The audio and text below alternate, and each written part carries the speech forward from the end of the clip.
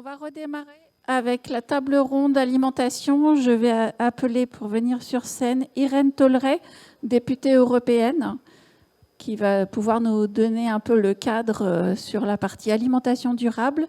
Je vais appeler Camille Bérocal, qui est ingénieure, chef de projet chez Nutri-Marketing, qui est le cabinet qui nous accompagne depuis plusieurs années pour faire toute la partie études nutritionnelles pour prouver que le chanvre est un super aliment.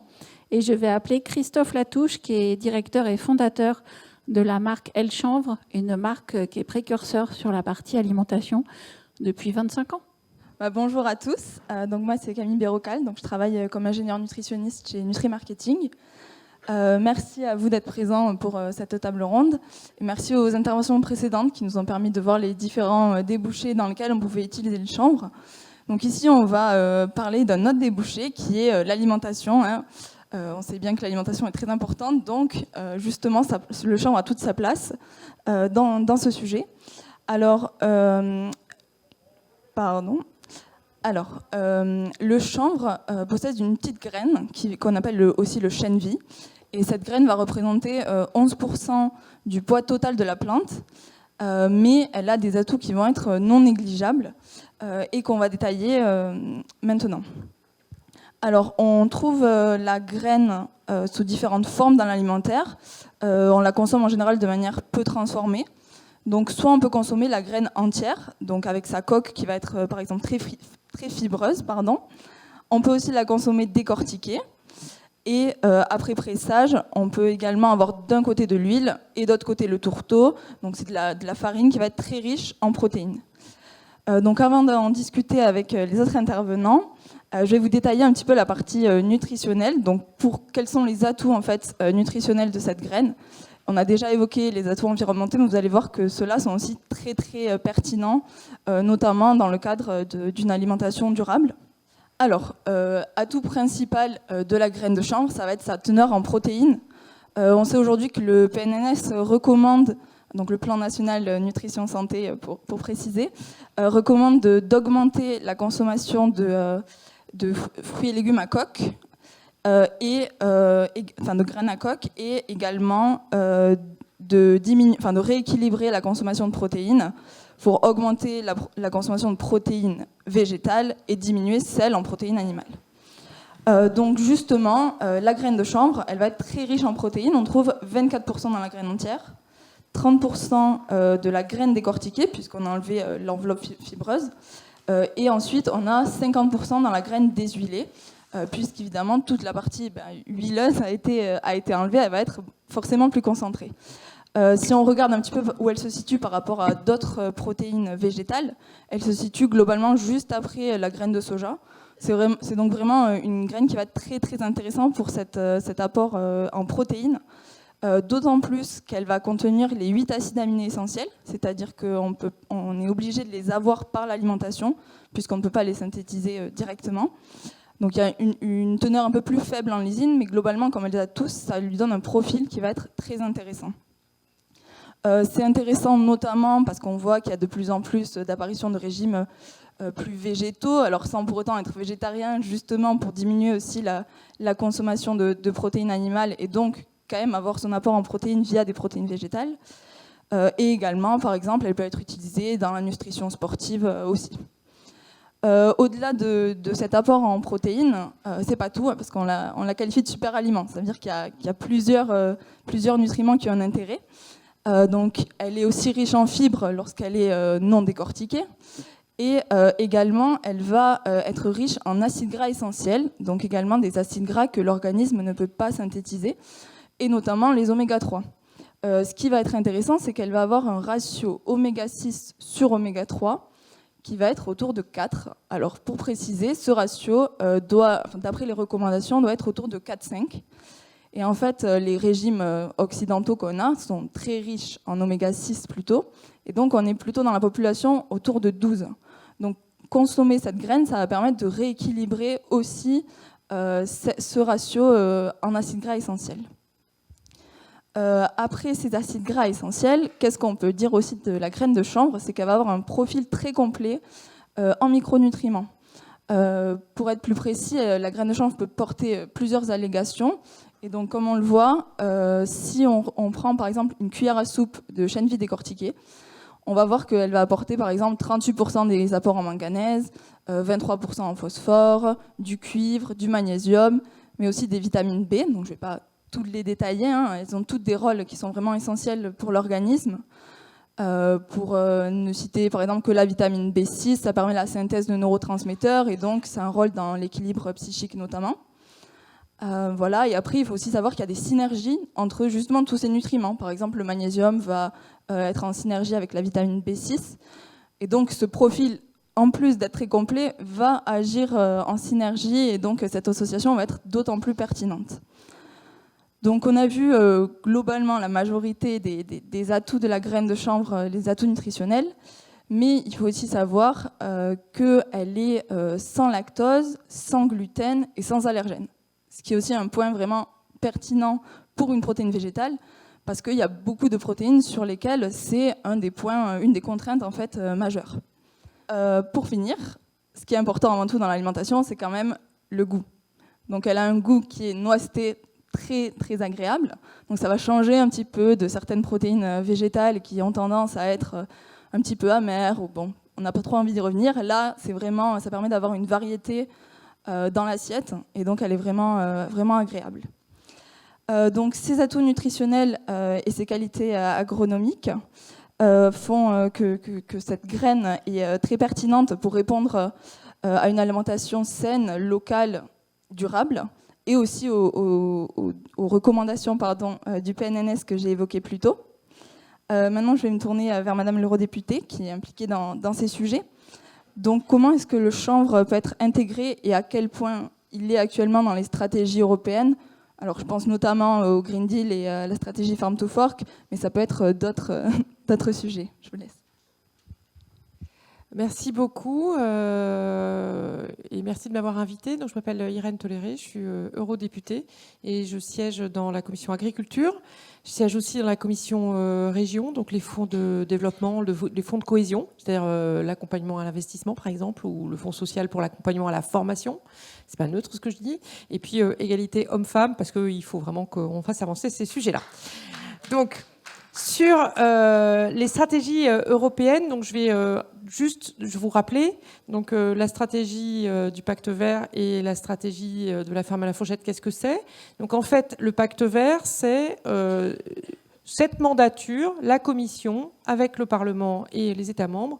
Nous avons voté des objectifs à long terme pour atténuer notre impact par rapport au changement climatique, qui dit que l'Union européenne doit être neutre en carbone en 2050 et avoir réduit ses émissions de 55% pour 2035.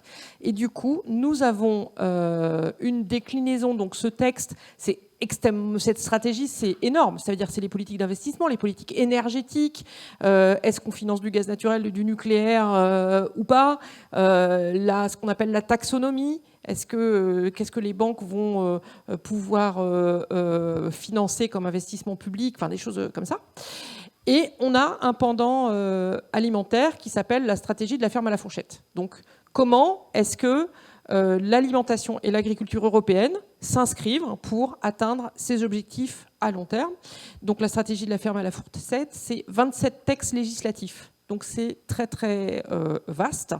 Et le chanvre s'inscrit complètement dans la stratégie de la ferme à la fourchette, donc dans les différents textes. Donc tout d'abord, si on parle d'un sujet dont on entend beaucoup parler en France, les pesticides, ben là, pour le coup, le chanvre, il répond déjà à l'objectif de réduction des pesticides puisqu'il n'utilise aucun produit phytosanitaire. Donc, vive le chanvre.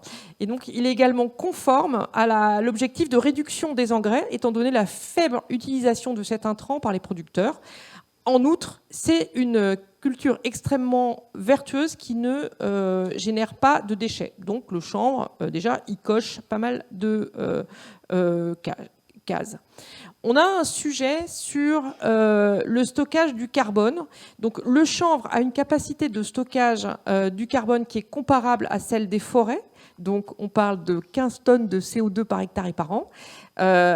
en ce moment, on est en train de travailler sur le nouveau modèle économique autour du carbone. Donc, vous avez peut-être entendu parler d'un mécanisme d'ajustement carbone aux frontières de l'Union européenne, mais y compris à l'intérieur de l'Union européenne. Si on veut que nos agriculteurs développent des pratiques vertueuses, il faut que l'équation économique de ces pratiques vertueuses, il faut qu'on invente un nouveau modèle économique autour du carbone pour les agriculteurs, pour faire simple, et ça ferait des sources de revenus supplémentaires. On est au tout début, mais on est tous vraiment hyper motivés pour faire aboutir cette équation-là, parce que si on ne la fait pas aboutir, on ira un peu dans le mur. Hein. Donc, pour l'instant, vous avez peut-être beaucoup entendu parler de la décarbonation des engrais, notamment suite à la guerre en Ukraine, puisque nous avons découvert que nous étions dépendants à 100% d'engrais russes, donc qui sont très carbonés.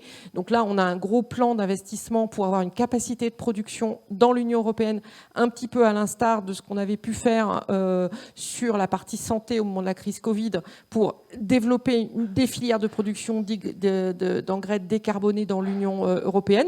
Donc, il est sûr et certain que, indépendamment des engrais, nous allons poser sur la table ce que l'on appelle le carbone farming.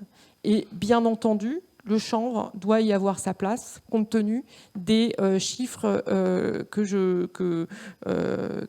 j'ai énoncés. Donc, on est bien en train de dire qu'on parle de revenus supplémentaires pour les agriculteurs. Si ce n'est pas des revenus supplémentaires, ça ne va pas le faire non plus. Voilà. La Commission européenne a aussi récemment proposé une stratégie qui vise à augmenter la teneur en carbone des sols dans les terres agricoles pour lutter contre la désertification et restaurer les terres, les sols dégradés, et à faire en sorte que pour 2050, tous les écosystèmes des sols soient en bon état. Pour cela, elle prévoit en même temps d'agir sur les outils existants, mais aussi avec une législation spécifique qui sera présentée en 2023. Donc, la culture du chanvre pourra également vanter ses propriétés, notamment sur l'amélioration de la santé des sols. Le chanvre n'a pas besoin d'irrigation grâce à son enracinement profond. Il favorise la fertilisation du sol en préparant le terrain pour les grandes cultures.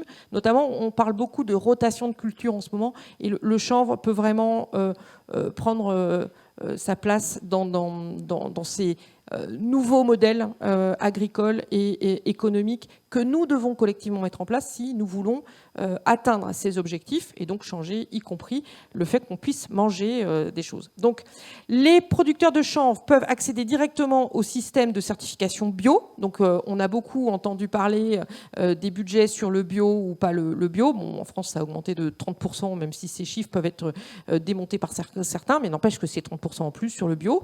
Et donc, il peut bénéficier de l'impulsion qui a été donnée par l'Union européenne sur la certification biologique par le biais d'une autre stratégie qui vise à élargir la surface bio européenne jusqu'à atteindre 20% des terres agricoles d'ici 2030.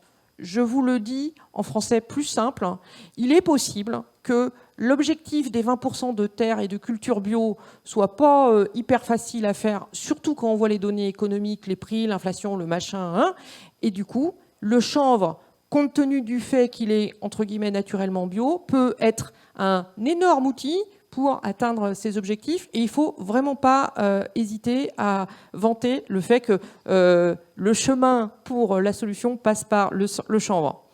La France prévoit d'augmenter 20% des terres agricoles en bio d'ici 2030.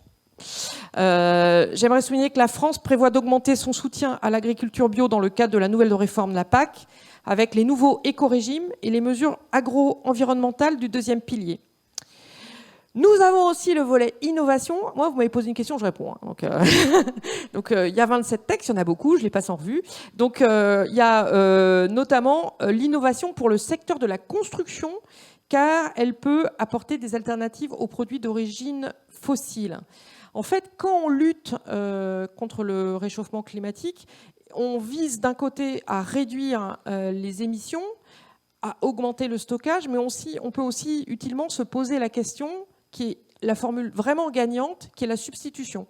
C'est-à-dire si j'ai une pratique habituelle qui utilise des énergies fossiles et si je peux remplacer cette pratique habituelle par quelque chose qui permet d'être renouvelable, ressourcé, biosourcé, durable, eh bien en fait je gagne sur les deux comptes. C'est-à-dire je gagne parce que j'ai une agriculture qui tient les objectifs du Green Deal et en même temps j'empêche une émission carbone et je remplace par un stockage carbone. Donc c'est je pense que cet effet-là est très intéressant pour le chanvre. Après, il faut qu'on invente le modèle économique autour, puisque aujourd'hui, les produits existants existent aussi parce qu'ils ne sont pas chers, que l'ensemble des chaînes industrielles, des chaînes de formation de l'ensemble de ces écosystèmes sont orientés non pas sur l'utilisation du chanvre. Donc c'est important de se dire qu'il va peut-être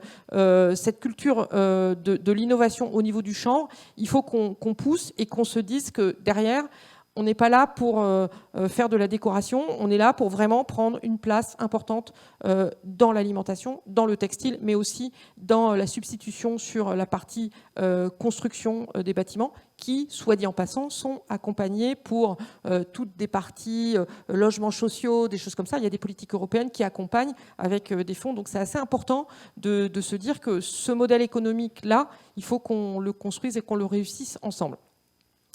La culture du chanvre est très bien positionnée, je trouve, dans les nouveaux plans stratégiques nationaux suite à l'adoption de la réforme de la PAC. Il y a 15 pays de l'Union qui ont intégré des mesures en faveur du secteur du chanvre dans leur plan. Je ne sais pas si vous vous rendez bien compte, la PAC devra contribuer aux objectifs environnementaux du Pacte vert. Et donc, il n'est pas surprenant que la France, qui est le premier producteur européen, accorde une attention particulière à cette culture dans le PSN, le plan stratégique national. Donc le chanvre répond à des besoins importants identifiés par la France, tels que la nécessité de développer des biomatériaux d'origine agricole et forestière pour réduire les émissions, ou bien la nécessité de soutenir les secteurs émergents. Le chanvre va donc continuer à bénéficier du soutien des aides couplées qui s'ajoutent aux aides découplées. N'ayant pas encore atteint son plein potentiel, notamment en ce qui concerne la bioéconomie, le soutien couplé est considéré comme essentiel par la France pour favoriser le bon développement du secteur. En gros, on a un bébé qui a un super avenir et donc il est important que le temps que la filière, les filières et les liens s'organisent et fassent la place au potentiel du chanvre, qu'on continue d'aider cette filière chanvre. Dans le cadre des nouveaux écorégimes, le chanvre est une des cultures de diversification qui peut marquer le plus de points pour toutes les raisons qu'on a évoquées. Et elle est bien positionnée dans le chapitre des mesures agro-environnementales du deuxième pilier. Donc, il convient de noter que la culture du chanvre répond aux critères de durabilité environnementaux, mais aussi économiques et sociaux, grâce à l'extension de la contractualisation entre les producteurs et l'industrie. Et à ce titre, les démarches que vous portez au niveau de l'interprofession sont absolument vertueuses. Et le versement des aides couplées est conditionné à l'existence d'un contrat de culture avec une entreprise de transformation ou une entreprise de semences certifiée pour maintenir une organisation structurée du secteur. J'arrive à l'alimentation. La Commission européenne prévoit de présenter en 2023 une proposition sur la durabilité des systèmes alimentaires qui pourrait s'accompagner d'un étiquetage spécifique. Il n'y a aucun doute que le chanvre s'inscrira immédiatement dans ce nouveau cadre. En plus des avantages dans l'alimentation et la construction, il y a aussi des débouchés pour le secteur cosmétique qui peuvent offrir au secteur une forte valeur ajoutée. Et puis, le 17 mai, comme on en a pu en parler avec Ricardo, que je ne sais pas où il est, la Commission Agriculture du Parlement européen a organisé un premier débat sur le chanvre. Nous avons vu qu'il existe un large soutien politique pour ce secteur. Ça, c'est important. Moi, je peux vous parler avec enthousiasme du chanvre, mais si je suis la seule à dire il faut faire du chanvre, ça va pas passer. Or, le Parlement européen, il est co-législateur. Alors là, le chanvre, c'est transpartisan, donc ça veut dire qu'on pourra aller vite pour les mécanismes législatifs et qu'on n'abandonnera pas et on pensera tous au chanvre quand les textes seront sur la table. Suite à la décision de la Cour de justice de l'Union européenne en 2020, selon lequel le cannabidiol n'est pas un stupéfiant, la voie a été ouverte pour l'expansion de cette culture avec le plein soutien des institutions publiques. Lors de la réunion de la Comagri, la Commission européenne a déclaré qu'elle envisageait de modifier la législation européenne sur les produits cosmétiques pour ouvrir la voie à l'utilisation de nouveaux ingrédients issus du chanvre qui sont actuellement interdits. Et puis, elle réfléchit aussi, la Commission, pour mieux inclure les productions issues du chanvre dans le cadre de la législation européenne sur les nouveaux aliments. Voilà, j'ai fait le tour de législation européenne. Il y en a beaucoup.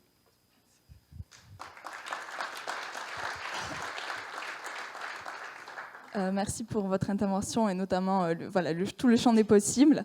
C'est vrai que ça rentre aussi vraiment dans le cadre aussi du plan protéines. C'est vraiment un atout qui est pertinent aussi. Donc, on parle de ce qui est fait à l'heure actuelle, mais je vais revenir un petit peu avant. Donc, on sait qu'il y a à peu près 100 ans, le chanvre était bien plus répandu en France. Autant il y a 20 ans, il avait un petit peu disparu. Mais il y en a qui s'occupaient quand même de cultiver, enfin de s'intéresser au chanvre. Donc, je me tourne vers vous. Qu'est-ce qui vous a poussé justement à valoriser le chanvre à un moment où les atouts nutritionnels et les atouts pour le végétal étaient quand même des préoccupations secondaires, voire même pas évoquées par les consommateurs notamment? Bonjour à tous. Quel bonheur de pouvoir défendre la filière chanvre aujourd'hui, surtout la filière alimentaire, qu'on travaille depuis plus de 25 ans. Manger du chanvre, ça va devenir vital pour nous. On travaille sur, on en parlait tout à l'heure, les mêmes protéines que la viande, l'œuf ou le poisson. C'est ça qui nous a fait sortir la tête de l'eau il y a 20 ans. La problématique qu'on avait il y a 20 ans, c'est le chanvre, on avait que la graine. On était capable de la presser. Il n'y avait aucune façon de la développer à titre alimentaire. Et c'est ça qui nous a fait mettre le pied à l'étrier.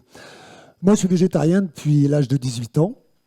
Donc, j'ai eu une approche tout de suite sur l'approche protéine, sur la composition de la graine de chanvre.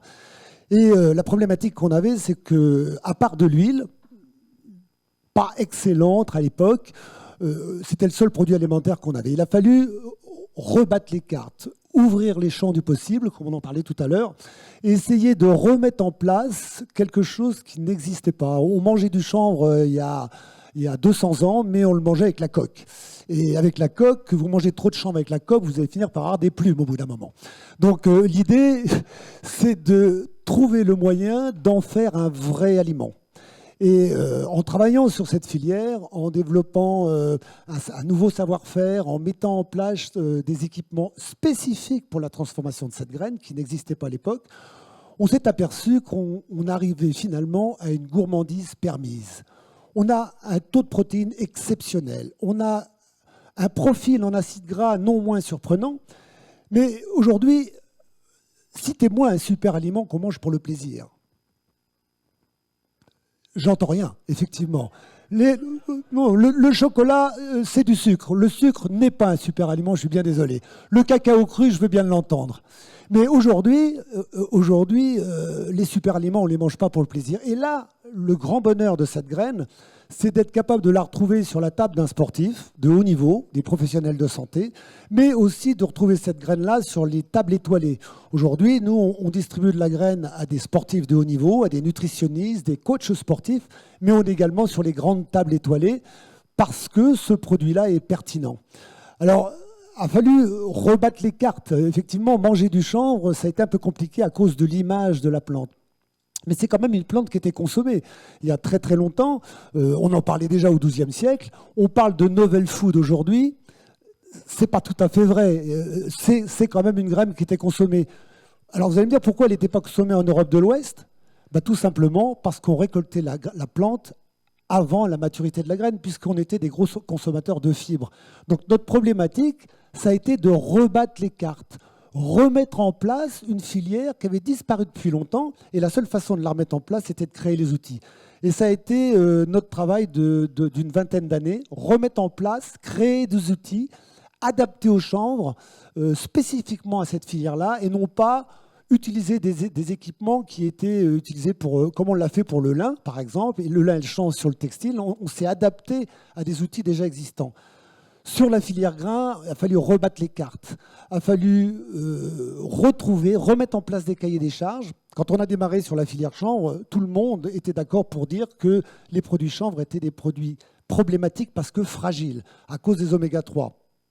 Aujourd'hui, toutes les personnes qui disent que les produits chanvre sont fragiles doivent rebattre les cartes aussi, parce que le chanvre est un produit à longue conservation. On sait que la graine de chanvre, c'est 3 mg de vitamine E pour 100 grammes. C'est donc que le conservateur est bien dans la graine. Pour peu qu'on arrive à mettre en place un outil de transformation qui va permettre de garder l'intégrité de cette graine, on aura un produit vertueux, très riche, avec une longue conservation et toujours avec cette qualité écologique qu'on lui connaît. Rien ne nous empêchera de produire de la graine et de produire de la fibre en même temps. Donc on est toujours sur une double valorisation possible. Et on parlait tout à l'heure des agriculteurs, de la filière agricole qui doit être absolument soutenue, parce que sans la filière agricole, pas de graines, pas de fibres, pas de chanvre. Donc ce qui nous a amené à travailler sur cette filière chanvre, c'est bien sûr notre fibre écologique, mais on match partout, on coche bon toutes les cases. Donc il faut aujourd'hui rebattre les cartes sur l'alimentation. On parle beaucoup d'alimentation animale, je trouve ça un peu dommage. Je pense que la graine ne doit pas partir à l'alimentation animale, elle doit rester sur le circuit de l'alimentation humaine. Les coproduits partent à l'alimentation animale, c'est le cas chez nous. Hein. La moitié du poids de la graine, à la transformation, c'est de la coque. Donc ça, de toute façon, ça repartira à l'alimentation animale. Ce qu'il va nous falloir aujourd'hui, c'est redonner ces lettres de noblesse à cette plante, rentrer ça dans la nourriture de tous les jours. Et le premier objectif, pour moi, c'est les enfants, c'est les écoles. N'oublions pas que nos enfants sont des sportifs de haut niveau. Ils se construisent tous les jours. Ils ont besoin absolument de choses vertueuses. Et il nous faut, demain, aujourd'hui, rentrer le chanvre dans les écoles. Alors, on parle beaucoup de pionniers, j'entends beaucoup parler de pionniers, de choses qui vont arriver, mais aujourd'hui, en ce qui nous concerne, les choses sont établies. On sait transformer de la graine, on sait faire de la protéine, on sait faire de la farine, on sait faire une huile de très bonne qualité avec une longue conservation. Ce qu'il va nous falloir aujourd'hui, c'est monter dans les volumes. La demande n'était pas présente. Aujourd'hui, la demande, elle est là, on est prêt. On a la technicité, on a la matière première, on a les techniques culturales. Les feux sont ouverts, j'ai envie de dire, prenons-en de la graine. Allons-y. Les acteurs sont présents, il faut partager le marché, en parler à nos partenaires politiques, en parler dans les écoles et aujourd'hui développer cette filière-là. La graine de chanvre, c'est bien sûr 3 produits, la graine décortiquée, les farines, protéines et l'huile, mais il y a derrière de très très nombreux produits qui arrivent. Ça fait plus de 10 ans qu'on travaille sur la recherche et le développement de produits dérivés, comme le chocolat, comme les pâtes alimentaires, comme les barres énergétiques. On est en train de travailler des mélanges prêts à l'emploi qui vont être très faciles à mettre en œuvre pour monsieur et madame tout le monde, tous les jours, puisque quand on fait de la cuisine aujourd'hui, on a envie que ce soit rapide, on n'a plus trop le temps de cuisiner, et donc on travaille sur des formules qui vont permettre d'utiliser le chanvre rapidement, facilement, vertueusement, aussi bien pour les jeunes que pour les moins jeunes. On sait que la protéine de chanvre est vertueuse pour nos anciens qui ont des problèmes souvent au niveau de la musculation. Il faut retravailler tout ce qui est les régimes protéinés. Le chanvre match à ce niveau-là. On a des produits crus. Hein, c'est très, très, très important de le dire. Hein. Les produits issus de la filière chanvre première transformation sont des produits crus. Donc ça veut dire que tout ce qui est affiché quand on vous affiche de la vitamine, quand on affiche des protéines, des acides gras essentiels, etc., ils sont présents, ils doivent être présents dans les produits. Et ça, c'est vraiment lié à la technicité et aux soins qu'on va prendre tous les jours à le transformer. Dernière petite chose, sur le côté alimentaire, on a beaucoup parlé tout à l'heure du côté vertueux, pas de pesticides, pas d'insecticides, etc. C'est vrai, c'est incroyable d'avoir sous la main une filière pareille. Sauf qu'on a aussi dit que c'était une plante dépolluante. On en a parlé tout à l'heure, on parlait d'isotopes radioactifs, d'aller pomper. Oui, et où vont ces cadmium, plomb, zinc, isotopes radioactifs? Pas dans la tige, on l'a remarqué tout à l'heure, on nous l'a dit. Dans la graine. C'est les corps gras qui stockent potentiellement les indésirables. Donc, la filière alimentaire, oui, bio principalement, ou avec contrôle derrière. S'il n'y a pas un contrôle drastique sur les compositions des produits, on pourra un jour peut-être se prendre les pieds dans le tapis. Donc si on veut que cette filière chanvre soit solidement installée sur le marché agroalimentaire, il va falloir faire mieux, toujours mieux que les autres. Et ça a été un peu le challenge de la filière chanvre. On part avec une course à handicap. On avait le handicap de la communication qui a été très très difficile à gérer pendant 20 ans. Faire manger du cannabis aux gens, c'est pas facile, croyez-moi. Il y a 20 ans, ça a été très très compliqué. Puis aujourd'hui, petit à petit, cette filière-là est sortie. Pourquoi ? Parce qu'elle est exemplaire, tant sur le domaine de la nutrition que sur le domaine de la fibre, de la construction, de la production. Et aujourd'hui, nous, premiers producteurs en Europe, nous devons absolument donner l'exemple. On sait le faire. On a plein de professionnels ici qui nous montrent qu'on a le vent en poupe. Il faut absolument avancer rapidement sur cette filière. On n'est plus sur des projets. Là, aujourd'hui, on est sur une échelle qu'il faut changer. En ce qui nous concerne, sur la filière alimentaire, tout est à faire en termes de volume, mais en termes de savoir-faire, on le tient.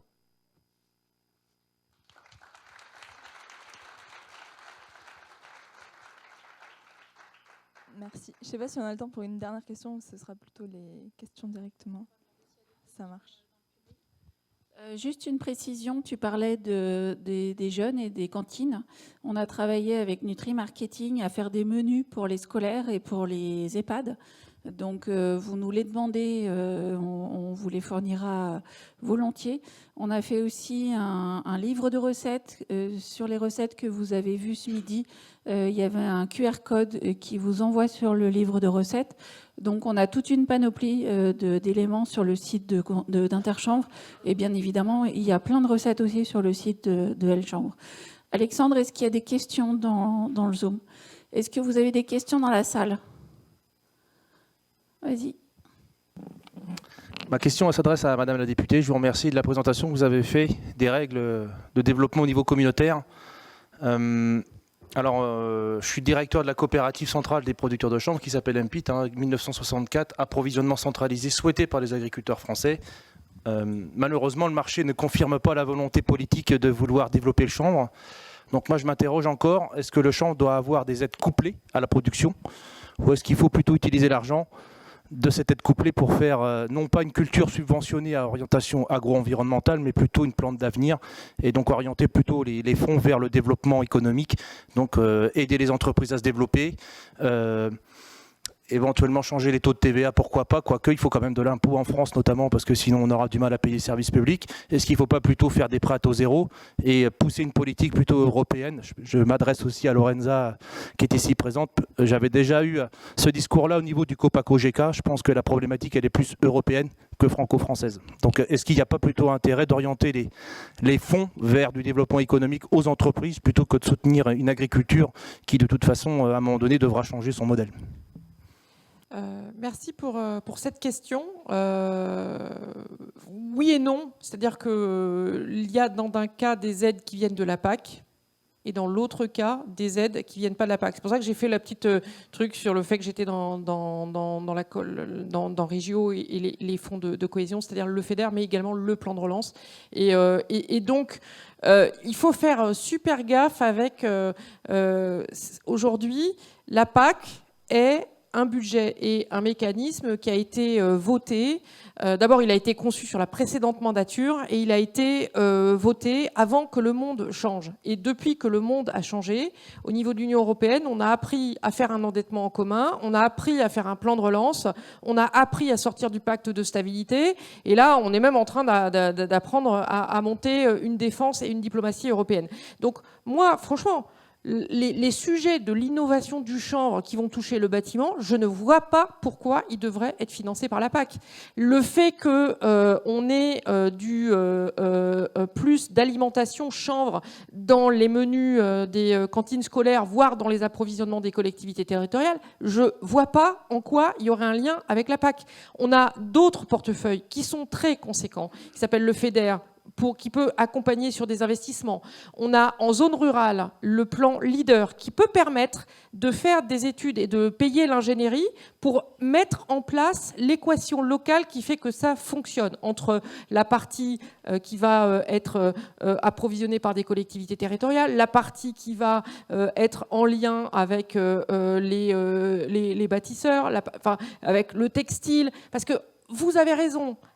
Et on est à une période qui est importante, c'est une période où on a un développement de la croissance, mais on a tout à réinventer. C'est le moment où on peut vraiment se planter. Et d'ailleurs, je crois que dans la région Occitanie, j'avais discuté avec des précurseurs qui, du coup, s'étaient retrouvés un peu le bec dans l'eau parce que ils avaient vraiment cru, puis ça n'avait pas marché, parce que le marché n'était pas prêt. Donc ça veut dire aussi des aides au niveau du marché, de la politique d'entraînement. Ça, ce n'est pas non plus forcément des choses issues de la PAC. Donc on peut aussi travailler sur... On est en train de travailler sur les indications géographiques non agricoles. Il y a peut-être une piste à aller chercher pour avoir des culottes IGP, pourquoi pas. Je fais exprès, hein. L'innovation, c'est aussi d'aller un peu dans la transgression, mais aussi, l'innovation, c'est aussi ce qui permet d'avoir une valeur ajoutée et les IG de la localiser. Donc j'entends ce que vous dites, mais je crois qu'il faut les deux. C'est-à-dire, on garde les mécanismes de la PAC couplés plus découplés, et à côté de ça, travaillons tous ensemble avec au niveau européen, mais y compris avec le comité des régions, y compris avec au sein de régions de France, par exemple, les différentes commissions, pour que derrière, au sein des régions installées en France, eh bien, ils se disent la filière chambre, elle peut m'intéresser pour la partie alimentaire ou pour la partie bâtiment, et qu'on ait quelque part une partition qui soit déclinée à chaque niveau comme elle doit l'être, avec une adaptation de l'arsenal législatif, puisque très clairement, aujourd'hui, par exemple sur le bâtiment, c'était des échanges qu'on pouvait avoir tout à l'heure, si l'ensemble des normes qu'on demande à respecter sont sur des bases béton, c'est sûr que le chanvre, ce n'est pas du béton, donc, ou des isolants différents. Donc il y a besoin, à un moment donné, qu'on se dise, pour la filière bâtiment, pour la filière isolation, pour la filière alimentaire, quels sont les critères que je me fixe, comment je les mesure et comment je développe ça. Donc voilà, ma réponse est, il faut les deux. Juste pour ajouter, par rapport à ce qu'on a dit tout à l'heure sur le textile, il y a une difficulté aussi de communication, de faire comprendre aux consommateurs, de provoquer l'attrait en tout cas chez le consommateur, que ce soit pour le textile ou pour l'alimentation. Et ça, c'est aussi un défi qu'il faut relever au-delà de nous qui prenons conscience de cet intérêt. Il faut vraiment aussi entraîner avec nous les consommateurs sur ce sujet. Je pense que pour les consommateurs, ça va être facile, hein. Il suffit de leur faire goûter. Le chanvre, c'est bon, mangez-en. Chaque salon, on fait des démonstrations. Au dernier salon de l'agriculture, on a encore diffusé 452 de graines décortiquées et on a eu un super succès. Donc, effectivement, les gens, quand ils goûtent la graine, il n'y a aucun souci, ils apprécient. Vas-y, Lorenza. Bonjour à tout le monde, je m'appelle Lorenza Romanese, je suis la directrice de l'Association européenne du chanvre industriel. J'aurais juste deux petits points. Clarifions que lorsqu'on parle du chène-vie, on ne parle pas du novel food, s'il vous plaît. On est d'accord? Alors c'est moi qui ai mal compris. Parce que moi, j'ai déjà assez avec novel food, au moins la graine, essayons de la sauver, c'est de l'aliment traditionnel. Deuxième point, je pense que tout d'abord, je tiens à remercier tous les intervenants pour tout ce qui a été dit et je partage. Pour moi, il y a un point qui mérite d'être souligné et qui n'a pas été dit, peut-être c'est moi qui peut-être vais porter. Au bout de 17 ans que nous le demandions, l'Union européenne, les États membres et la Commission européenne a enfin décidé d'adopter des niveaux maximum du THC dans la graine. C'était 17 ans qu'on attendait ces niveaux. Maintenant, il y a quelques mois, de Varsovie à Lisbonne, on mesure le THC dans la graine de la même façon. Et ça, c'est quelque chose de très positif pour le secteur. Nous, on l'a salué au sein de nos adhérents, on était très contents. Je répète, au bout de 17 ans, on était les derniers continents au monde à ne pas avoir des taux maximum de THC. Merci. Merci Lorenza. Vas-y Jérôme. Je voudrais m'adresser donc à Madame la députée. Est-ce que vous avez réfléchi au niveau européen concernant la nouvelle PAC par rapport aux jachères qui sont prévues, donc à savoir 7% et qui sont redescendus à 4%, je crois, s'il y a des surfaces SIE. Est-ce que vous envisagez de pouvoir produire sur ces jachères tout simplement du chanvre ou du lin? Alors, non. On a mis une flexibilité sur les jachères sur 2022 par rapport à l'Ukraine, point barre. Parce que dès que le conflit ukrainien a commencé, il y avait le salon de l'agriculture, on s'est rendu compte qu'on avait un sujet majeur sur l'alimentation animale et l'alimentation humaine, et qu'il n'y avait pas une bonne solution, il n'y avait que plein de mauvaises solutions, et donc on a remis les jachères, la possibilité de flexibiliser les jachères sur 2022. Alors après, il y a aujourd'hui une énorme bataille au niveau du Parlement européen sur ce sujet-là, sur lequel, là, pour le coup, il y a des positionnements politiques très différents. Donc le groupe, la droite, en gros, eux, ils disent... On arrête, il faut qu'on produise plus, donc flexibilisons tout et utilisons tout pour faire de l'alimentation humaine. C'est-à-dire, en gros, les 27 textes législatifs de la ferme à la fourchette, repoussons-les aux calendes grecques, mais ils ne disent pas les calendes grecques, ils disent à la fin du conflit en Ukraine, voilà. Ou à plus tard. Après, il y a les groupes des Verts qui disent « Mais quoi produire plus au moment où il y a le réchauffement climatique? Non, mais ça va pas. » Donc voilà.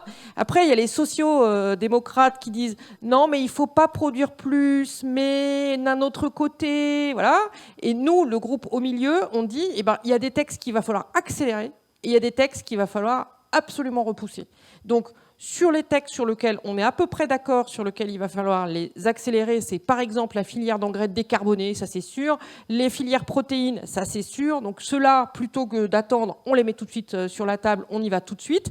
Et après, le sujet des protections au titre de la biodiversité des zones en non-culture, jachères ou les pourcentages de zones non cultivées qui sont prévus dans la nouvelle PAC, cette discussion-là, je pense qu'elle va avoir lieu, mais on ne sait pas encore l'atterrissage. Parce que ce que je viens de vous dire, on voit bien qu'il n'y a pas une majorité là au niveau du Parlement. Or, pour qu'on arrive à sortir des textes, il faut qu'il y ait une majorité. Donc là, on ne l'a pas. Et qu'on n'a pas le début de la solution de comment la trouver. Donc il va falloir qu'on discute et qu'on regarde bien les impacts. De façon générale, quand la PAC a été faite, on a vraiment pensé aux risques environnementaux et en plus, on s'est rajouté les risques socio-économiques. Mais à aucun moment, dans aucune politique européenne, on s'est posé la question du risque géopolitique. Or, depuis 2019, on n'a eu que ça.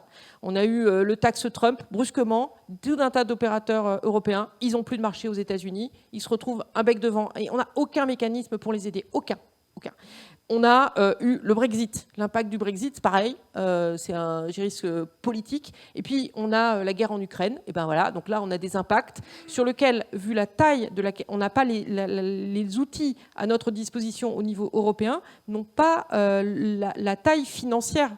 C'est-à-dire que pour répondre de manière suffisamment puissante à la guerre en Ukraine, il est possible qu'on doive avoir une réponse qui soit de la taille du plan de relance. C'est-à-dire, soit aujourd'hui, c'est la proposition qu'ils sont en train de discuter à Bruxelles, aujourd'hui même de dire il y a des fonds du plan de relance qui n'ont pas été utilisés, donc ceux-là, mettons-les à disposition, mais peut-être que ça ne sera pas suffisant non plus. Donc il faut à tout prix qu'on intègre le risque géopolitique. Cependant, le changement climatique, on l'aura de toutes les façons, donc on ne peut pas prendre une route qui n'est pas une route qui va être durable. Et donc, comment est-ce qu'on va gérer cette histoire de jachère, pas jachère? Il y a une autorisation pour 2022 par rapport au contexte extrêmement précis de l'Ukraine.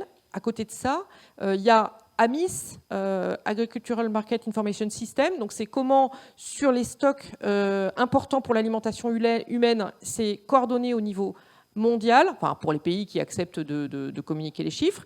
Donc c'est... Oui, c'est pas mal. Mais, alors, ils arrivent de communiquer les chiffres. Par contre, il y en a qui refusent de vendre les stocks, donc ça, c'est autre chose. Et donc, aujourd'hui, AMIS, depuis le début de la guerre en Ukraine, se rencontre à peu près tous les 15 jours. Cependant, c'est bien de savoir qu'il y a des stocks. Ça permet de lutter contre la spéculation. Cependant, ça ne va pas résoudre le fait qu'à un moment donné, des céréales n'arrivent pas dans des pays qui étaient dépendants à 80% de l'Ukraine. Et du coup, il y a un mécanisme financier qui s'appelle FARM, qui va... donc, on est en plein dedans. Il faut qu'on trouve, dans l'ensemble de toutes ces mauvaises solutions, quelles sont celles qu'on arrive à mettre en place politiquement, à faire voter. Et je ne suis pas sûre qu'on arrive à avoir une flexibilisation totale sur les zones non produites. Et je ne suis pas sûre que ça ne serait pas une victoire à la Pyrrhus. C'est-à-dire que si c'est pour décrédibiliser complètement la filière, ce n'est pas une bonne idée. Je crois qu'il faut mieux travailler sur le carbon farming et de faire en sorte que la filière chanvre soit un fer de lance économiquement viable pour les agriculteurs.